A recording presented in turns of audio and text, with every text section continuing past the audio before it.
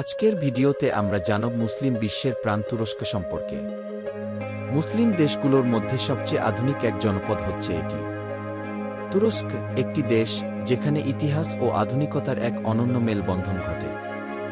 Europe ও এশিয়ার সংযোগস্থলে অবস্থিত এই দেশটি প্রাচীন সভ্যতার নিদর্শনে ভরপুর। ইস্তানবুলের বিস্ময়কর আয়াসোফিয়া, প্রাচীন ট্রয় নগরীর ধ্বংসাবশেষ, আর কাপ্পাডোসিয়ার স্বপ্নময় প্রাকৃতিক গঠন সবই যেন ইতিহাসের পাতায় ভ্রমণের সুযোগ। প্রাকৃতিক সৌন্দর্যে তুরস্কও কম যায় না। কাপ্পাডোসিয়ার আকাশে শত শত রঙিন বেলুন, পামুককালের সাদা সাদা প্রাকৃতিক ঝর্ণাধারা, আর ভূমধ্যসাগরের নীল জলরাশি সব মিলিয়ে এক স্বপ্নের জগৎ। তবে তুরস্কের সবচেয়ে বড় সম্পদ এ দেশের মানুষ। তাদের উষ্ণ আতিথেয়তা, পথের ধারে টর্কিশ চায়ের অফার, আর মিষ্টি হাসি আপনার হৃদয় ছুঁয়ে যাবে। তবে শুধু ইতিহাসই নয়, তুরস্ক তার রঙিন সংস্কৃতি, সুস্বাদু খাবার আর অতিথিপরায়ণতার জন্যও বিখ্যাত।